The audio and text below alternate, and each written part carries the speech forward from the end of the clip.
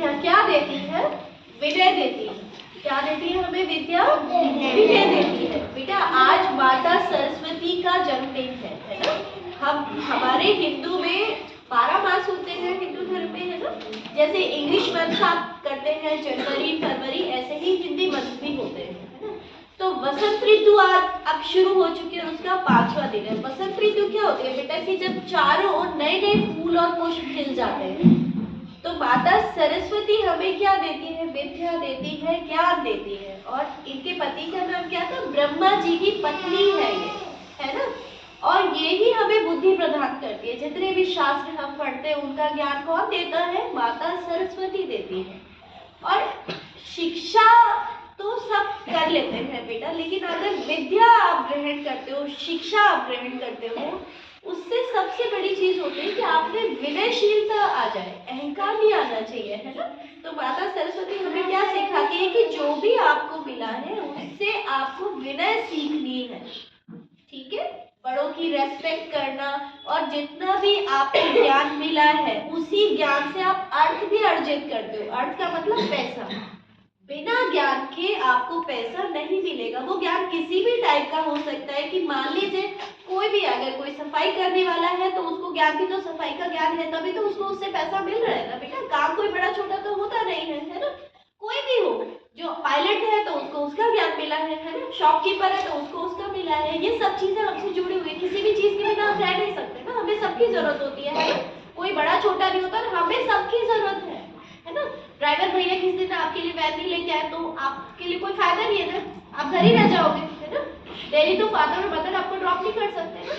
तो सबकी जरूरत होती है, और सबको जो काम करते हैं उसी से अर्थ, उसी से धन मिलता है। सरस्वती माँ की कृपा से ही सबको लक्ष्मी माता मिलती है, ये ध्यान रखना हमेशा।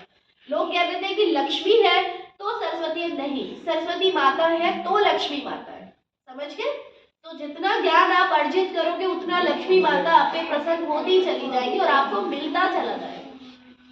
ऐसे भी आप लोगों भी बहुत मेनी टाइम्स ऐसा होता है कि बहुत बड़े बड़े रिच पर्सन होते हैं, लक्ष्मी आ गई लेकिन ज्ञान नहीं है और सरस्वती माँ की उन पे कृपा नहीं है, तो वो लक्ष्मी भी सारी चली जाती है। तो लक्ष्मी को खर्च करने के लिए, धन को भी खर्च करने के लिए किसकी जरूरत पड़ती है? ज्ञान की, यानी माता सरस्वती की, है ना? तो हमें विनयशील होना है, और लर्निंग पावर आपकी लाइफ लॉन्ग चलती रहनी चाहिए। लर्निंग कभी खत्म नहीं होना चाहिए। ये दिमाग में कभी मत लाना बेटा कि मैंने सीख लिया, नहीं। सबसे जो भी आपके आसपास जो भी घटनाएं घटित होती हैं उन सब से आपको सीखना है, समझ गए? आपके आसपास जो भी हो रहा है अच्छा या बुरा, उससे आपको सीखना है। बुरी चीज है तो आपको ये देखना है कि इसके साथ ऐसा बुरा क्यों हुआ, आपको उससे बचना है। अच्छी चीज है तो आपको अपने व्यवहार में लेके आनी है ना? जितना विनयशील होगे आप, है ना, जितना पोलाइट होगे उतना आपको सक्सेस भी मिलती जाएगी। और ज्ञान का ये है कि सरस्वती माँ के लिए क्या कहा जाता है कि जो जो खर्चे उतना बढ़ता जाता है, समझ गए?